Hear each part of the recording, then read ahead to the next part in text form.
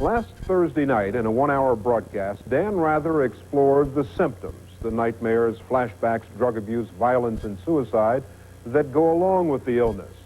What he didn't go into was the lackadaisical way the government went about recognizing the disorder and coming to grips with a medical program known as vet centers to deal with it. Tonight, Dan Rather continues the story. Treatment began here in the hills of Malibu, California.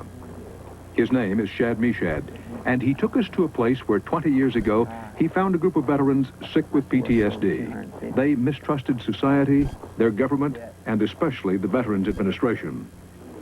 They hid out here and rebuilt Vietnam. Guard posts, barbed wire. As they gazed out over this, they could imagine that they were back in Vietnam. Oh, exactly. I was in... Meshad, both a veteran and a therapist, tried to help. At the time, the only thing he could do was to get them to talk it out. Talking might keep them from self-destruction. I came down here, one guy was just bashing his head and his hands. He was all bloodied.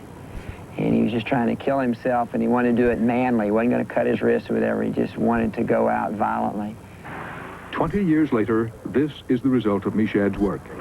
Small storefront meeting places throughout the country called vet centers. Congress insisted that the reluctant Veterans Administration get out of Washington and do something local and innovative. Give them places to talk it out outside of VA hospitals. I came out and they threw me out of the Army. They tore off my stripes, tore off my medals, and branded me to be a nut. I was drinking a lot.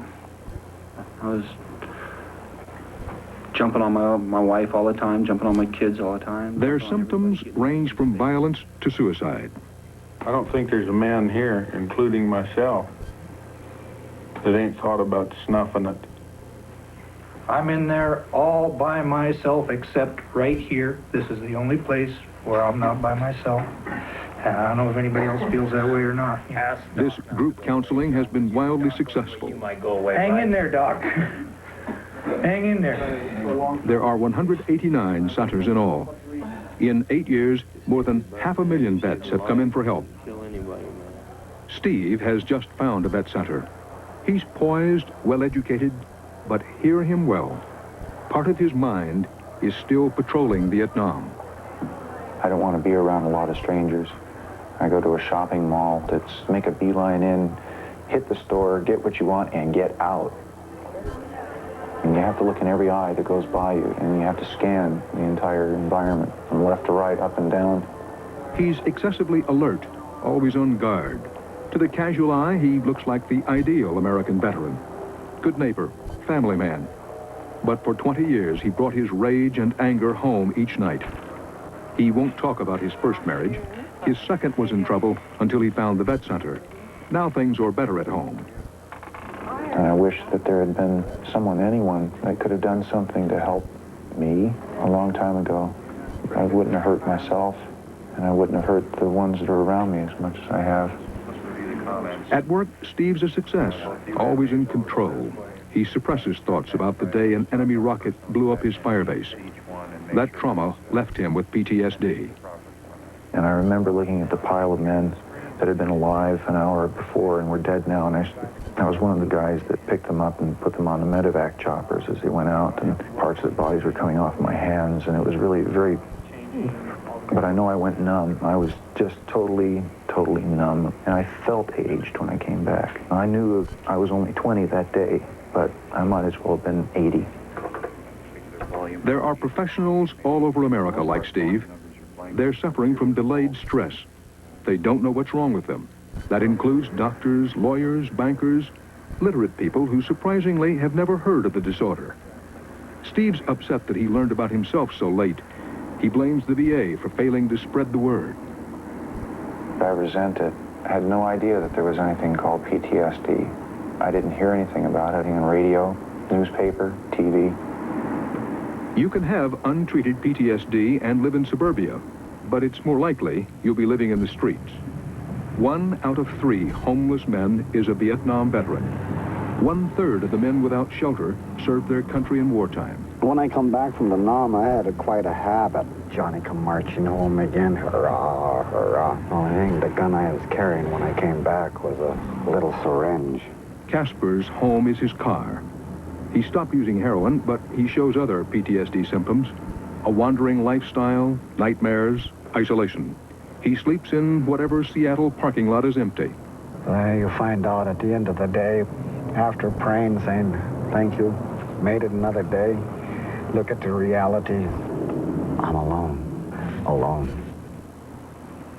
PTSD is a disease that doesn't discriminate. It reaches from the veterans who work in the boardrooms to the veterans who sleep in the streets. A lot of my brothers, veterans, are on the street because they can't put the Nam away. To them, their body's here, but their mind and actions are still there. To me, the streets are, what do you say, my hideaway. Casper has never been to a vet center. Experts say there could be as many as 500,000 Vietnam veterans still in need of counseling. That so many have been left behind is often attributed to a lack of zeal on the part of the Veterans Administration. Well, one thing you have to understand is the VA as an entity has never liked the Vet Center program. It's an insult, basically an embarrassment.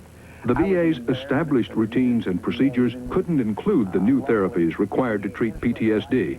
Meshad explains. I mean, it was jammed down the VA's throat. I mean, literally, it was stated that it would have been better to put the Vet Center program under forestry or agriculture, as funny as that may sound, for the logistical support that we needed to get started. And we were a little $20 million plus program that took care of all the Vietnam vets. And here they've got a $24 billion program that couldn't address Vietnam vets.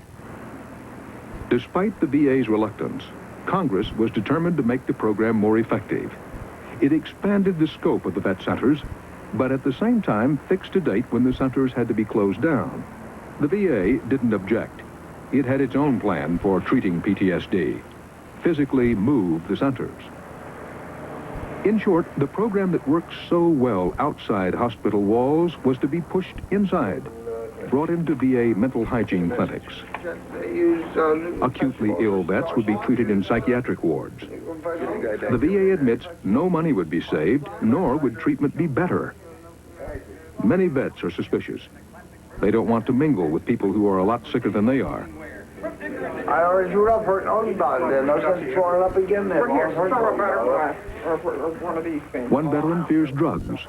I don't trust VA hospitals. People go into VA hospitals and end up on Thorazine, shuffling along the halls. And most of the vets that I know won't go anywhere near a VA hospital unless they're dying. Hey, you ready, Mr. Carter? You want juice or water? Vietnam vets don't trust the Veterans Administration. They trust the Vet Center program and the counselors. They don't see it as a VA program. Their trust is with the centers, and you tear that home down. It's like burning the villages down as we did in Vietnam, and that's home, and that was the pain.